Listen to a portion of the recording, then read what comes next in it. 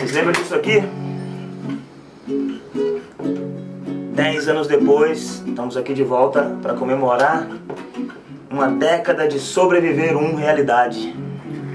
Estamos aqui com o nosso amigo Davi Pimentel, um dos produtores do filme, para quem não conhecia, o cara por detrás das câmeras, o maestro da edição desse filme, e ganhamos tantos elogios aí mundo afora.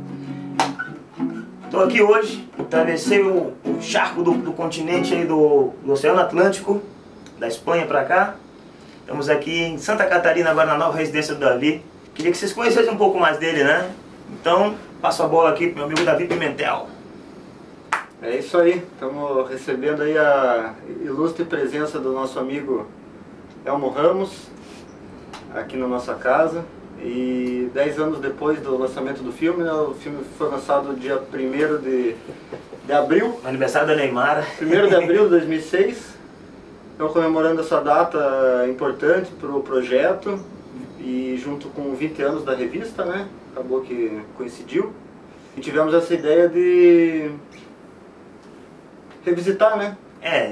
Eu falo destrinchar, né? Destrinchar os bastidores do filme. Que é muita coisa que a turma pergunta quando viajo por aí. E sempre eles lembram do filme Sobreviver. Pô, o cara sobreviver, aí canta aquela musiquinha e tal. Então foram 10 anos viajando por aí. Tem muita história para contar. Vamos tentar resumir, mas vamos dividir ela em podcasts, né, Davi? Vamos fazer em capítulos. E periodicamente vamos estar lançando um capítulo comentando sobre como foi feito o filme, algumas curiosidades, coisas interessantes aí de bastidores que vale a pena a gente compartilhar e tem muita gente que tem curiosidade de saber, né? Tem muitas aventuras, muitas alegrias, muitas roubadas, tem muita coisa interessante pra gente contar, porque vamos abrir o baú desses 10 anos, né? Então, bom, primeiramente vamos sair lá do sul e vamos rumo ao norte, né? Ao extremo norte. Mas, antes disso, queria realmente pra gente começar desde a base, para mostrar como foi a base dessa história toda, né? Que era apresentando o trabalho profissional do Davi Pimentel. Como ao longo desse tempo, eu circulei muito por aí, e o Davi seguiu por aqui, e claro, teve outra profissão, né, que ele foi se dedicar, e agora tá de volta, ou seja, nos juntamos aqui outra vez. Então, para voltar lá naquela base, queria que o Davi falasse um pouco sobre a carreira dele profissional, como é que nos conhecemos, porque eu falo demais, deixa que ele fala. É legal contar pra galera assim um pouco da base, né, do filme, a minha base como bodyboard, desde quando eu pego onda. Então tem um resumão já no nosso site, a gente preparou um site também como comemorativo desses 10 anos do filme. Sobreviver com 2bs.com, sobreviver.com, tá aqui embaixo, né? No site tem um apanhado legal da minha história como um cara que pega onda, meu envolvimento com o esporte, que eu não caí de paraquedas aqui, né, para falar sobre um negócio que eu não conhecia.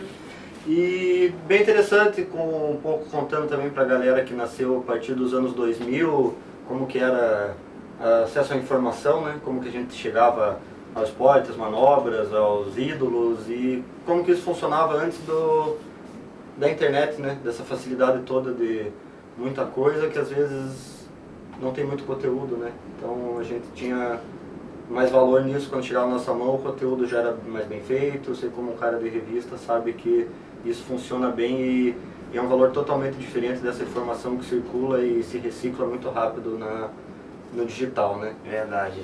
Então, na época que eu conheci o Elmo, eu trabalhava com um programa de televisão, o programa Resistência, que foi da onde surgiu depois a produtora Resistência Filmes, que produziu o documentário.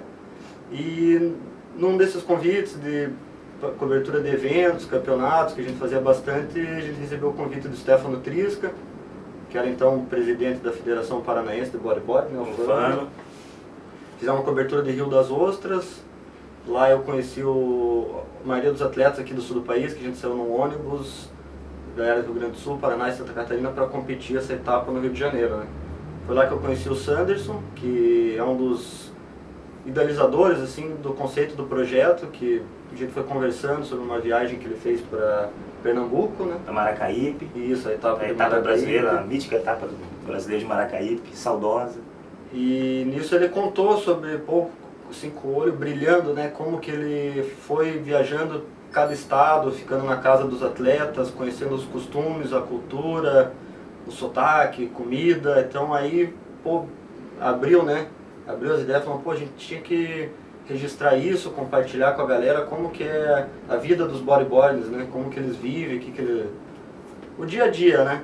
E esse projeto ficou um pouquinho, né, só na conversa, que é difícil, né? Viajar o Brasil inteiro, né? É caro, né? É caro, longe, distâncias do país continental. Gasta muito tempo, exige uma dedicação, né? Exige se dedicar para aquilo, não dá para você fazer isso no final de semana. É. Nisso eu continuei fazendo o programa aqui em Curitiba, tive uns contatos também, conheci o pessoal de São Paulo, Daniel Bassanese, que é um parceiro até hoje nosso, né? É, antes estava com a Black Star, né? Conheci ele através do vídeo Revolt, que saiu um anúncio numa revista contra a capa da Reddit, né? Sempre fomos parceiros aí, desde essa época. Desde essa época. Hoje é nosso designer. Design oficial da Reddit. Da Reddit. E acontecendo as coisas através do programa, e num desses convites, do programa de televisão, num desses convites eu fui fazer a cobertura da etapa do Circuito Sul Brasileiro, 2003. Estava acontecendo um circuito bem legal, Paraná, Santa Catarina e Rio Grande do Sul. E na etapa de Santa Catarina eu acabei conhecendo pessoalmente o Elmo, né, que a gente já tinha conversado por e-mail ou Messenger na época. Messenger, né? Messenger, não tem mais. E o interessante é que era a última etapa, né? E aí eu fui convidado para competir, já encontramos com toda a galera, deu altas ondas do começo ao final, e esse cara tava gravando. E aí já, pô, ficou aquele clima de final de circuito, final de ano, vamos começar o ano com um novo projeto, e era justamente o ano que a gente estava mais focado assim em produzir algo. E antes tinha o circuito brasileiro, né, que pô, tinha várias etapas, então dava pra gente viajar nesses circuitos e fazer esse trabalho de registro e de documentar o esporte em cada estado. Mas não foi bem assim que a coisa caminhou, né? Nessa época a gente já estava filmando com o objetivo de fazer um filme de bodyboard, né? Só que ainda não estava bem definido o que seria, né? Do circuito sul brasileiro. Do sul brasileiro estava pronto. Nisso eu já estava filmando um outro paralelamente. Paralelo, isso. Que foi nessa época que a galera estava fazendo vídeo no Rio de Janeiro, em São Paulo, eu comecei a filmar aqui pelo sul. Itajaí, Floripa, Luiz, Bajo, Ninja, aquela galera tava fazendo esse meio de campo. Sanderson em Matinhos, que foi deu a ideia do projeto, já comecei a filmar ele na casa dele. Fiz uma viagem para São Paulo, quando eu conheci pessoalmente o Basso, a Fleury, a galera, né, tava movimentando por lá, na época. E tive a oportunidade de fazer uma viagem para o Rio de Janeiro, que foi a primeira vez que peguei São Conrado, né. E a gente vai entrar em detalhes na hora que a gente entrar para explicar, contar um pouco sobre as sessões, né. Destrinchar o sobreviver estado por estado. Estado por estado. Então, aguardem. Essa resumida, que também está no texto lá, para quem quiser ler um pouquinho mais detalhadamente. E daí foi no ano seguinte, né, virando 2003 para 2004, que a gente iniciou realmente a viagem para produzir arrumamos nossas malinhas, né? Despedimos da família e pé na estrada. E aí foi circular, já começamos a subir, né? De São Paulo até de Ubatuba. Nos encontramos em Ubatuba e o destino era chegar em Noronha, né? O objetivo, né? O grande objetivo do filme era a seção de Noronha, né? Extremo norte, lá no Havaí brasileiro. Isso, esse é o sonho, né? Que a gente sempre, quem pega onda, sonha em conhecer Noronha, né? É o paraíso mesmo. E deixar claro também pra galera, assim, que o filme todo foi pré-produzido com recursos próprios, né? A gente saiu com o nosso dinheiro, com investimento, nosso dinheiro que não era quase nada, né? Investimento só para se manter, pagar as passagens, e fomos bem na ideia do que o Sander falou, né? Capturar aquela realidade, né? A realidade daquele dia a dia deles ali. Então às vezes a gente ia e não tinha onda, né? Viajamos no verão, né? Viajamos no verão. que no verão, no Nordeste, pode ter onda.